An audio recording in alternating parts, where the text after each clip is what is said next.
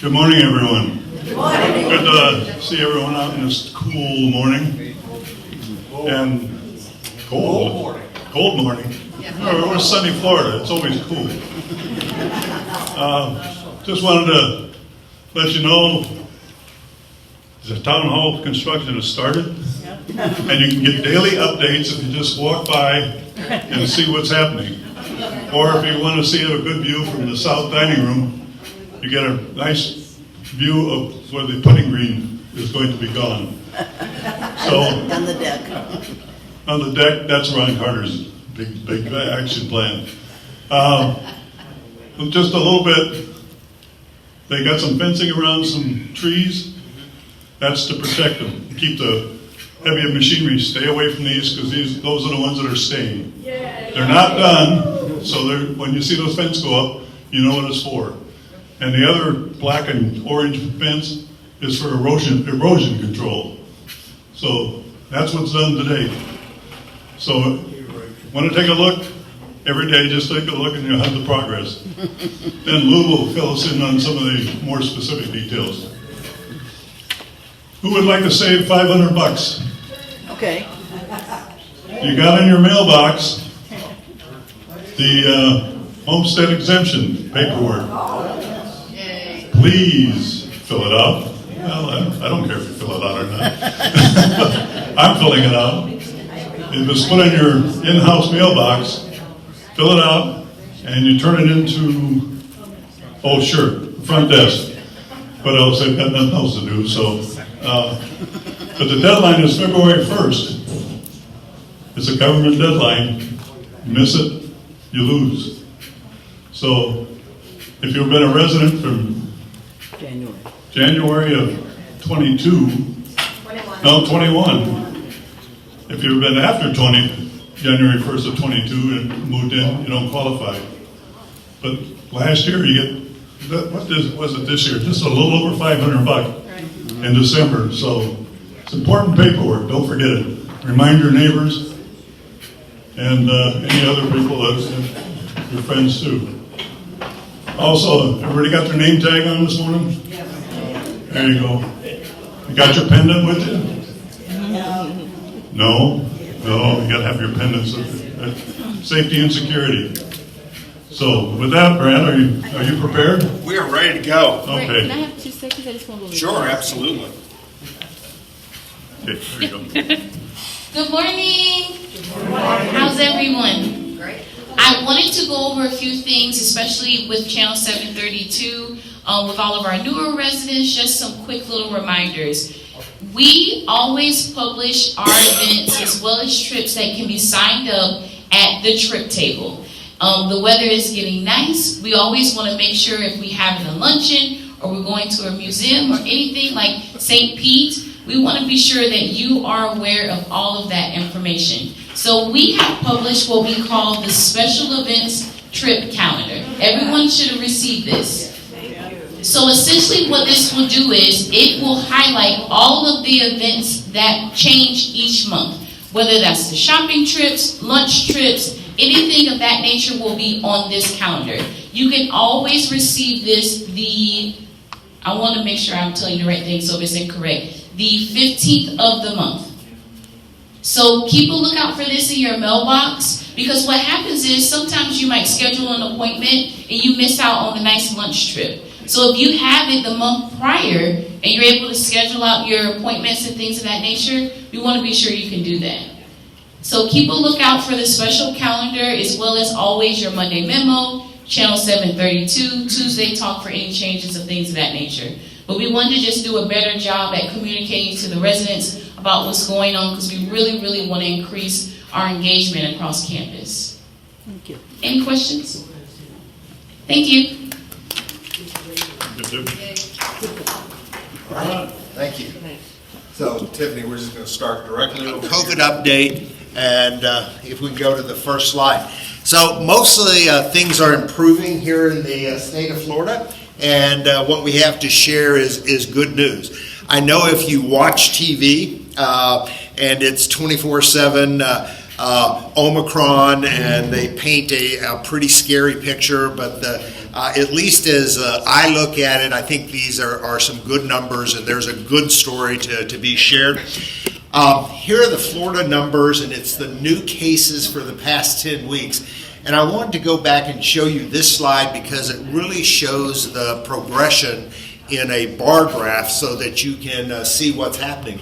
And you can see back as early as 11/5, we had pretty much defeated COVID. There was still a little delta out there, but you'll recall that our positivity rates were really low.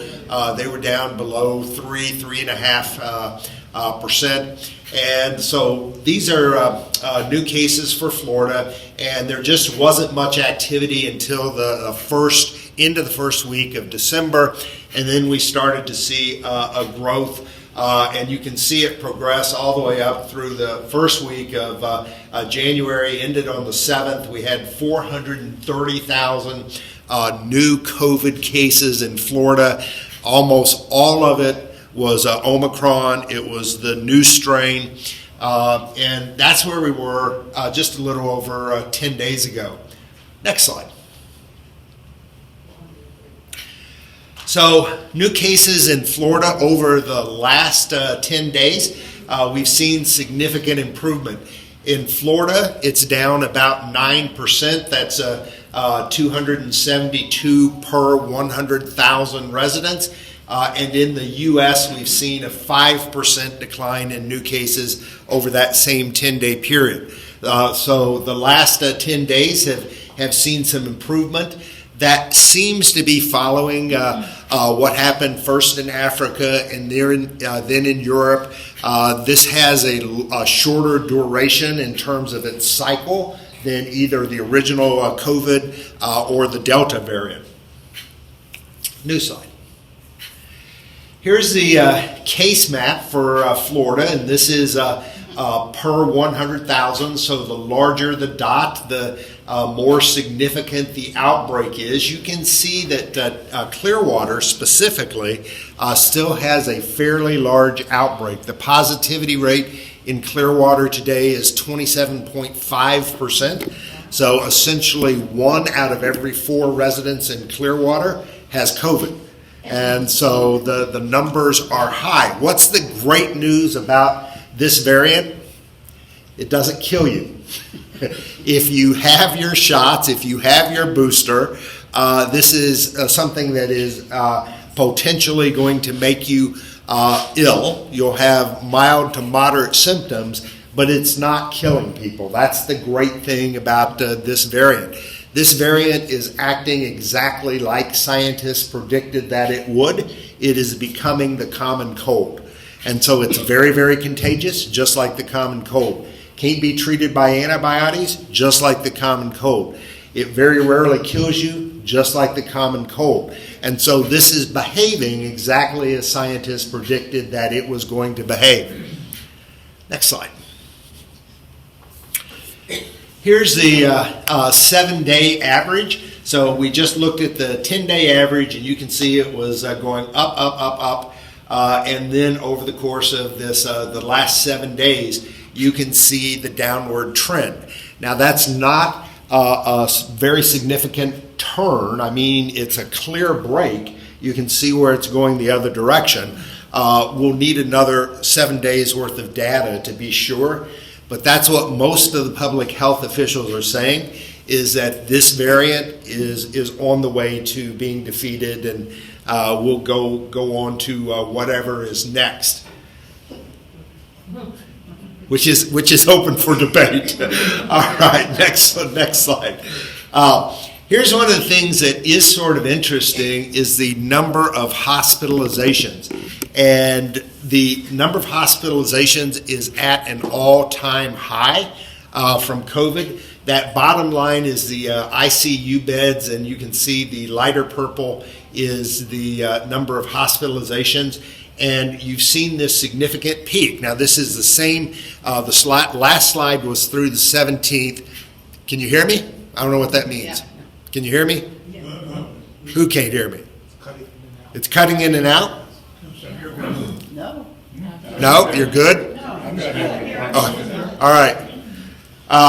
So the light purple is on the 18th, so it's one more day. You can just see the very beginning of a curve, but here's how hospitalizations work.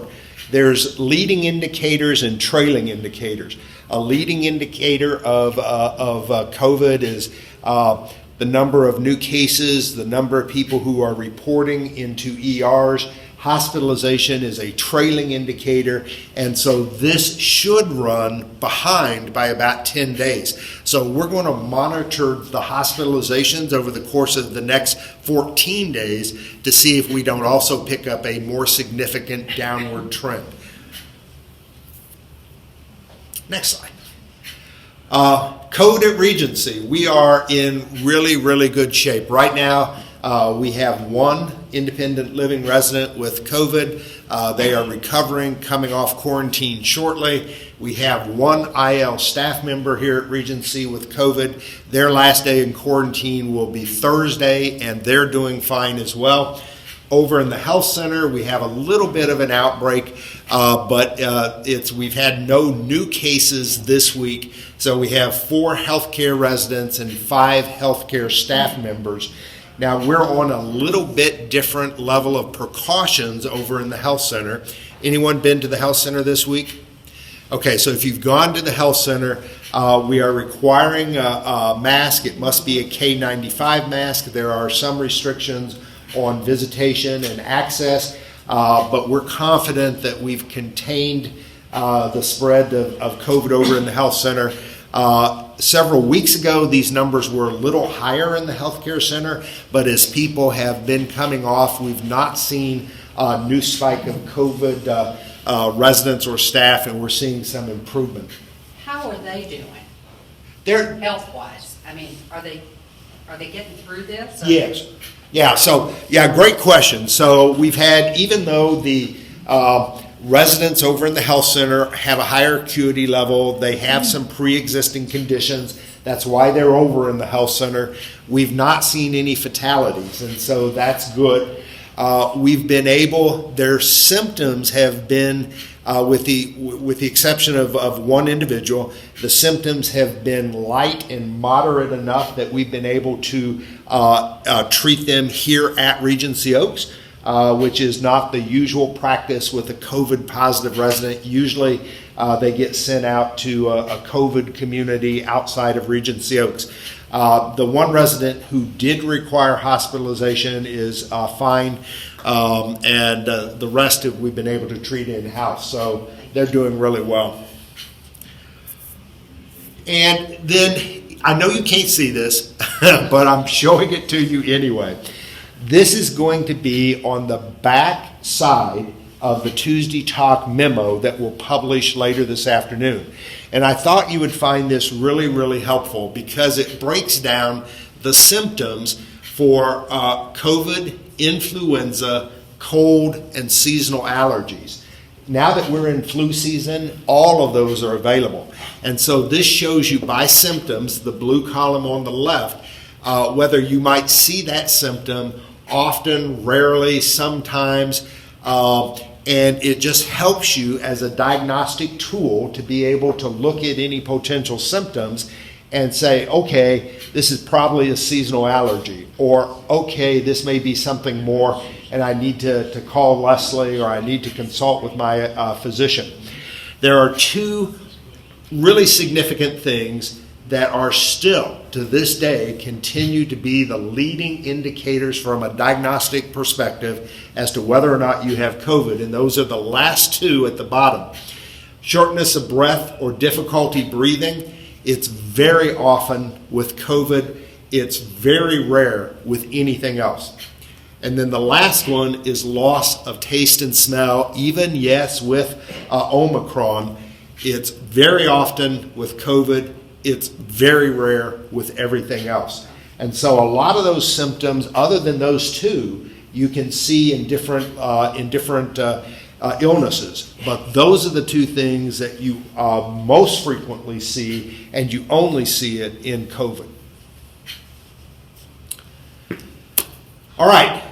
Any COVID-related questions before we go to the next PowerPoint? Great. We're good.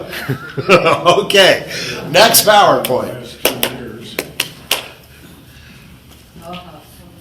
You know, before I go on, I'll tell you one other story. Now, I'm telling you this story because I think it was interesting. It's third hand, and so it's, and I cannot attest to its accuracy. But Jill Sorensen, who is our Senior VP Operations out of St. Pete, she was here last week, and she was here with Ed Kinney, who's the Chairman Emeritus of LCS, past President and CEO, and just a visit to say hello.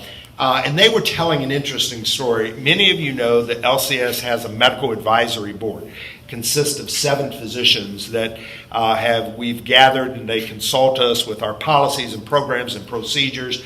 And shortly after this erupted back in February of 2020, in March of 2020, the president had just put in place, hey, we're going to shut down the economy, the country, we're going to lock up, and in 2 weeks we'll be back. And so Jill was on this phone call with the medical advisory group, and they said, we don't think that's the way it's going to go. We went back and we looked at the 74 recorded pandemics that are recorded on record, and it's influenza, rubella, Spanish flu. You go back and name them all. And their research, and this is what they shared, their research indicated that the one thing that all of those had in common was that they lasted almost to the month 2 years. And so in March of 20, the Medical Advisory Board shared with our leadership team that they thought that this pandemic was going to run 2 years, and we could expect to see it depart in March of 2022. Now, that's a great story. It is. And I don't know if it's true, but I started to do some Google research, and I haven't gotten very far. But I looked up the most recent ones that I could think of, and it was SARS, MARS, and the influenza of 1918. And I went back and I looked up the starting date and end date. How long was it? 2 years. 2 years. Really? So I don't know, but there's a hopeful message, and we'll see if it pans out. So last night, every resident should have gotten an email from me, and it announces the start of a new survey. There are key dates. The survey period opens January 17th and runs through January 30th. And there is a survey portal that you can use. Now I'm going to go to the next slide and talk a little bit more about that. So residents who have an email, if you have an email with us, and Betsy, do you have any idea how many there were with emails? About 300. So if I have an email address for you, you would have gotten an email from me last night. If I don't have your email address, you would not have gotten an email address. So if I sent you an email, you can take it by going into a portal. Now, if you have that email, so does Activated Insights, and so they are supposed to have sent you a direct link to the survey. Has anyone gotten that? Okay. Done it. Perfect. Okay. You can. Before I got your message. Good. That's the way it was supposed to work. So here's the way it's supposed to work. You should have gotten something with a direct link. You don't need a survey code. You should, and so if we had your email and it was on file, you should have gotten a direct link. You could go directly in. You don't need a passcode. Just in case we missed you, we sent you out another email last night, and in order to take that survey, there is a password. And so your password was included in there as well. And your password is all caps, your first name, hyphen, REGCY, an abbreviation for the community name, REGCY, hyphen, and then your apartment number, all caps. And so that's good for every single resident. And you can access it through this portal, rsurvey.care/LCS. This form is compatible with all devices, all software, all web browsers. If you shouldn't have any problem with access, but if you do, who do you call? Betsy. So Betsy is our survey guru, and she got an awful lot of phone calls last night. So Betsy is the person you need to contact. Family members also got. Wayne got the survey. Now, do I go back and so that I can take it too? Yes. Can you repeat the question? Yeah. And so Wayne got the survey and filled it or completed it, and the email came to Wayne, but at one point my name popped up. But I go to your email and do it. yeah. So you can exactly that. And so if there are two of you and you share an email, only one of you would have gotten it. And so the second person, the spouse, will have to go into the portal and take it using the passcode that I've given you. Correct or correct? We have another question here. What Yeah. if you don't have an email? Do you get a copy? Yeah. So hold on. Let's go through this thing, and then we'll go back and open it to questions because I'm going to address that. But here's how that works.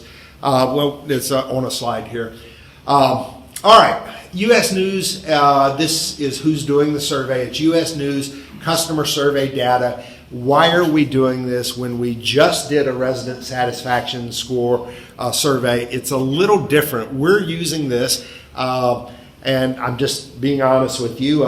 Your feedback's important, but this has some marketing significance to us. You know how the J.D. Powers, which we just got recognized for the third running year as the best provider in senior housing. This is something very similar. They survey thousands of residents, not just with peak LCS, but with all the providers in senior housing, and then they'll rate it and look at how much larger the outreach is on this. Regional senior housing, my professional website, we hit about 56,000 viewers. A Place for Mom is up to 1 million. We do an awful lot of advertising with A Place for Mom. The U.S. News readership is 57 million. And so you can see it's 19 times larger than A Place for Mom. So it just has more legs to it than something that's local.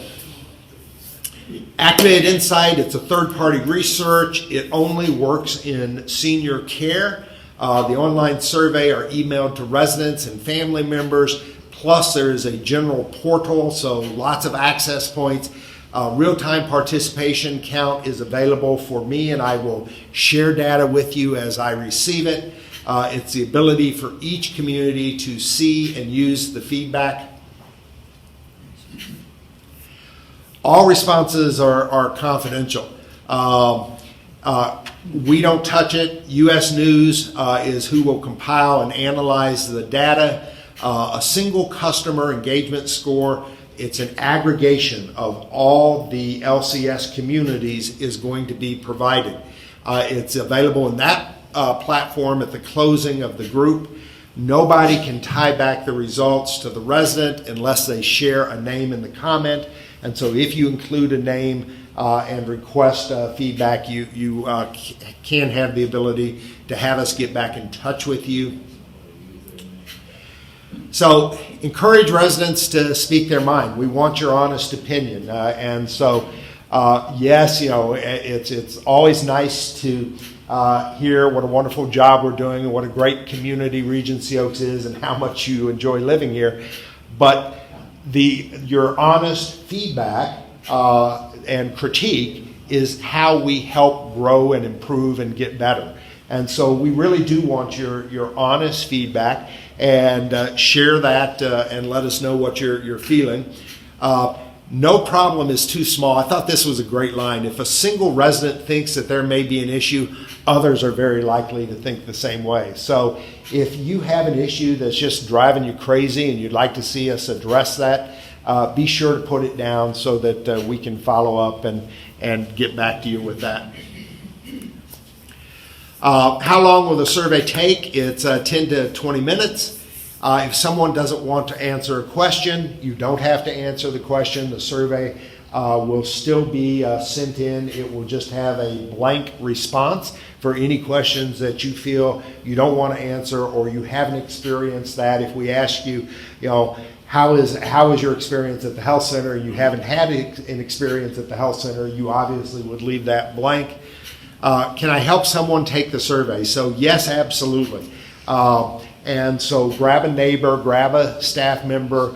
We will be more than happy to help you get access through the portal to pull the survey up. If you can't read because of vision issues, we'll be happy to find someone to assist you to read the survey and record your responses. But please, don't not take the survey because you are not computer literate or you feel like you can't do it without some support.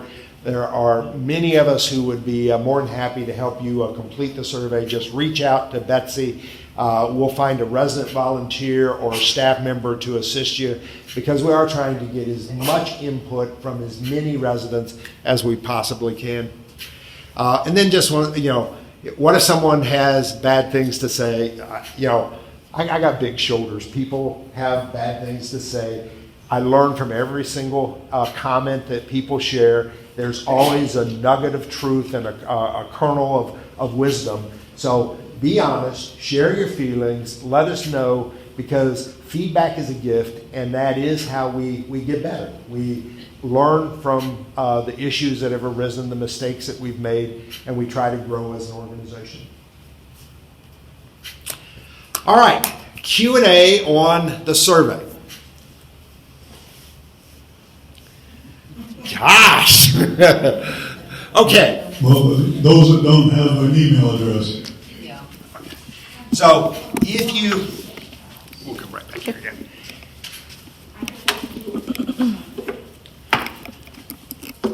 So we'll just let her get set up. Okay, so if you do not have an email address, if you will contact Betsy, there are computers in the libraries and also in both lobbies. We will sit you down, get you logged on, either give you that access to the portal, or if you need hands-on assistance, we'll assist you with that as well. I need a hard copy. Is that so difficult to It give is. me? It is difficult, and hard copies are not available. It's these surveys. This is an independent third-party company. And they do not use hard copies. It's not just like the last survey. The only way you can take the last survey was electronically, and so there are limitations. So I'm stuck without a hard copy.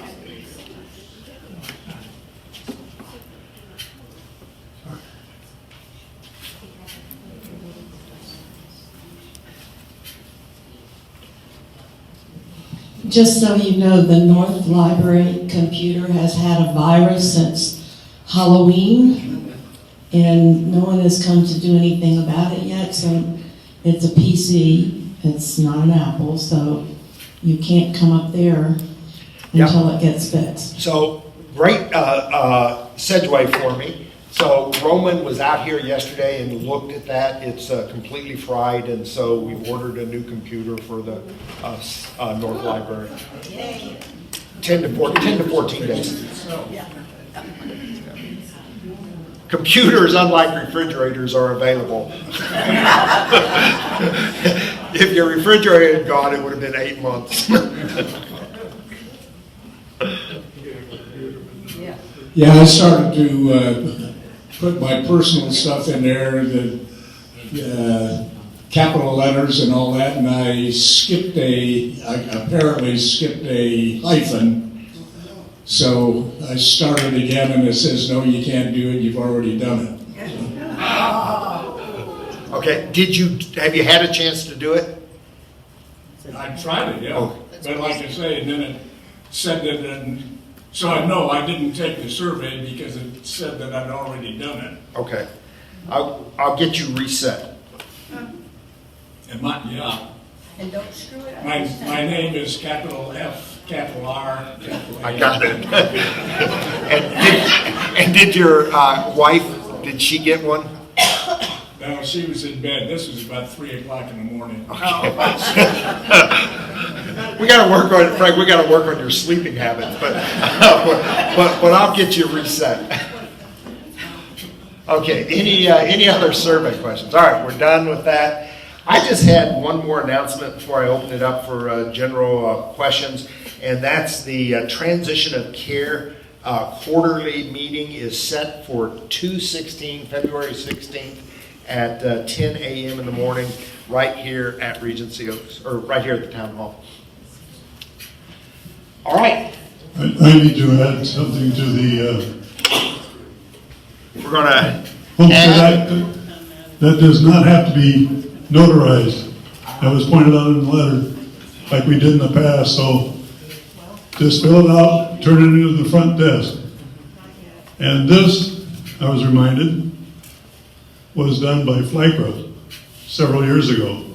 This is where your membership in FLAGRA pays off with the lobbying in the legislature. Also, they prevent a lot of taxes being applied to us.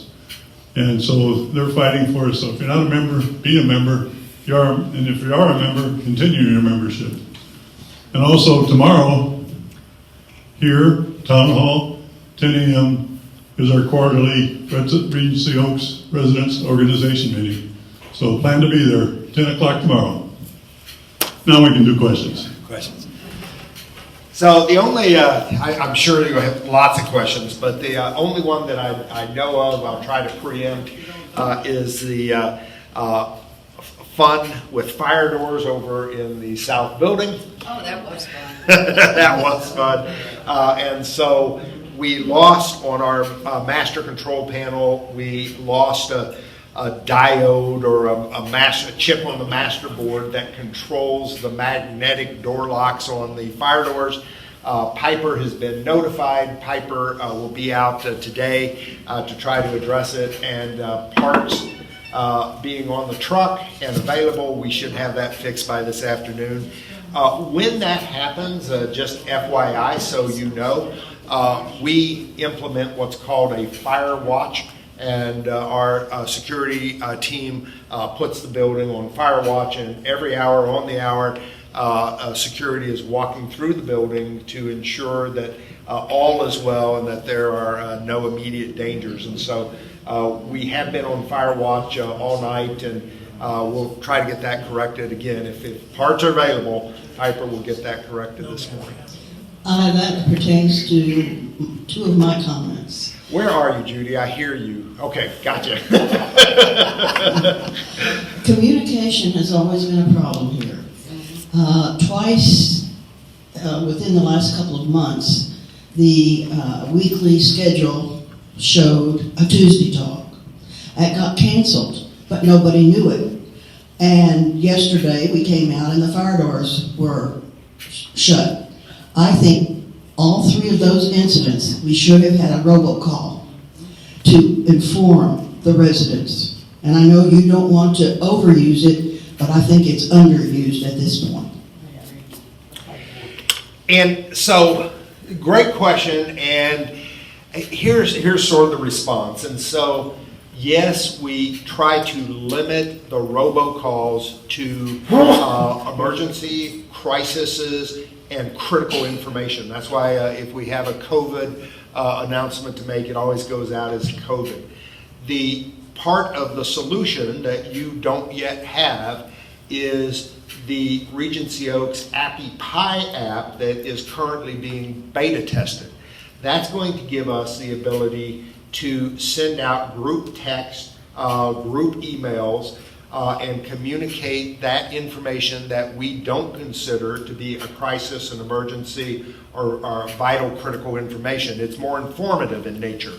And so that is being beta tested right now by the staff. It was scheduled to roll out to a group of select residents this week. It's been pushed back by at least a week as we correct a few bugs that the staff found in trying to use it. The residents will beta test it for 14 days, see how that goes, and then our original goal was to turn that open to the residents the 1st of February. It's probably going to be mid-February, but that's how we're going to solve that piece of the puzzle. Is if you participate through an email, you're going to have information of a non-critical nature that can be shared with you and try to improve upon the communication. And so I completely understand what your thought process is. But if I get up to come to Tuesday Talk, I don't check my email first. I think that for us, we need a robocall if something of that nature occurs. No, we're just not going to do that. And so, so everybody has an obligation and a responsibility to participate and, check your emails. Did you say text also? Because I do look at my phone. Yeah. Because I don't like to get up that early because it takes me to get down here. And if I come down here and I don't even look at the whiteboard, I'm just editing for the Tuesday Talk. Yeah. And I don't think I'm the only one. The fire doors, though, I do think would have been a good time to let us know. Okay. That was emergency. You got one ready? Oh, right here. I'd like to say something about the tornado warning that we had. I mean, I was woke up by my cell phone, and then a few minutes later, my landline phone rang. And all I could imagine, a tornado, everything flying around the air and all. I quick got dressed and went out in the hall. But what surprised me so is that day, some of my friends, I said, what did you do? Well, I quick made a pot of coffee in case the electric went off. I like it. Said, she quick took a shower in case the water went off. I'm wondering, I was out in the hall, and only one other resident joined me. Everyone else apparently just stayed in bed. So you got the notification from Pinellas County? Yeah. All right, that's the way it's supposed to work. Everyone else get it? You just slept through it? Okay.